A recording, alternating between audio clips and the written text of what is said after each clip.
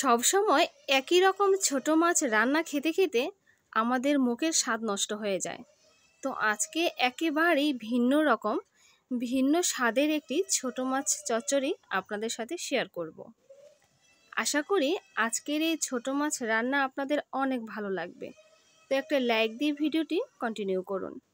আমি ছোট সাইজের মলা মাছ খুব ভালো করে কেটে ধুয়ে পরিষ্কার করে নিয়েছি। সাথে নিয়েছি পেঁয়াজ কুচি, টমেটো কুচি, আর হচ্ছে কাঁচা টমেটো কুচি, মরিচের গুঁড়া, হলুদের গুঁড়া, স্বাদ মতো লবণ আর কাঁচামরিচ মাঝখান দিয়ে কেটে নিয়েছি।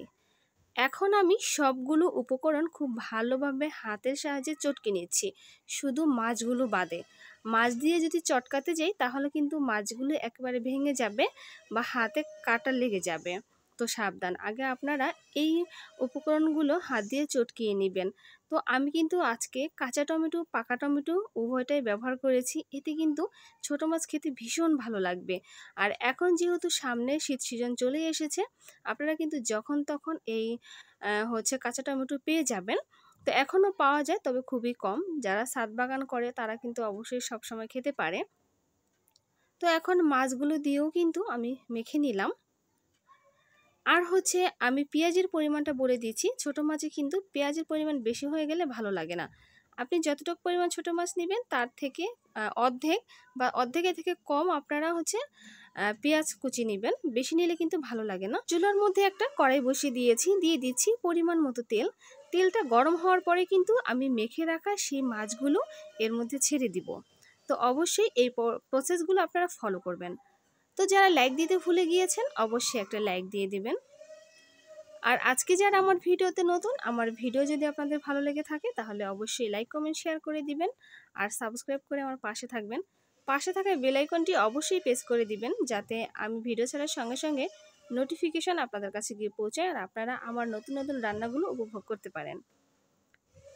আর অলরেডি যারা আমার সাথে আছেন আপনাদের অসংখ্য অসংখ্য ধন্যবাদ।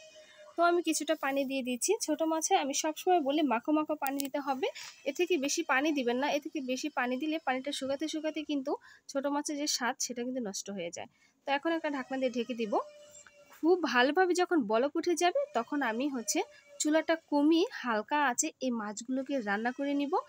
আর খেতে কিন্তু অসাধারণ হবে। তো দেখুন খুব ভালোভাবে বলক উঠে গিয়েছে। এখন আমি চুলার আঁচ কমিয়ে দিব। চুলার আঁচ কমিয়ে দিয়ে কিন্তু আমি একেবারে সুন্দর করে রান্না করে নিব। যখন দেখব যে একেবারে তেল বের হয়ে গিয়েছে ছোট মাছ থেকে, তেলটা আলাদা হয়ে গিয়েছে, তখন বুঝে নিতে হবে যে ছোট মাছটা রান্না করা হয়ে গিয়েছে। তো আমি ঢাকনাটা দিয়ে ঢেকে দিয়েছিলাম, আবার আসলাম। দেখুন এখন কিন্তু প্রায় পানিটা অনেকটাই শুকিয়ে গেছে। তো এখন আমি আবারও কিছুক্ষণ রান্না করে নিব। তো আমার কথা বা কাজের মধ্যে যদি কোনো ভুল ত্রুটি হয়ে থাকে তাহলে অবশ্যই ক্ষমার দৃষ্টিতে দেখবেন। তো দেখুন পানি কিন্তু একেবারে শুকিয়ে গিয়েছে। এখন এর মধ্যে দিয়ে দিতে হবে ধনিয়া পাতা কুচি। ধনিয়া পাতা কুচি না দিলে কিন্তু ছোট মাছ আমার কাছে ভালো লাগে না, জানি না কার কাছে কেমন লাগে। তবে ছোট মাছে যদি ধনিয়া পাতা দেন তাহলে কিন্তু খেতে দ্বিগুণ মজা হয়। তো ধনিয়া পাতা কুচিটা আমি সব সময় ছোট মাছে একটু বেশি ব্যবহার করি। তো এই তো আমি ধনিয়া পাতা কুচিটা দিয়ে দিলাম। এখন একটু নেড়েচেড়ে নিলেই কিন্তু আমার এই ছোটো মাছ রান্নাটা কমপ্লিট হয়ে যাবে। আর এমন একটা রেসিপি যদি আপনার খাবার টেবিলে থাকে তাহলে কিন্তু খাবার টেবিলে খাবার সব কিন্তু নিমিষে শেষ হয়ে যাবে। তো কথায় না, আপনারা অবশ্যই কাজে বিশ্বাসী হবেন। একবার হলো এইভাবে রান্না করে খাবেন। একটু টকটক লাগে, যেহেতু আমরা কাঁচা টমেটো ব্যবহার করেছি, পাকা টমেটো দিয়েছি, খেতে কিন্তু ভীষণ ভালো লাগে। তো আজকের মতো বিদায় নিয়ে নিব।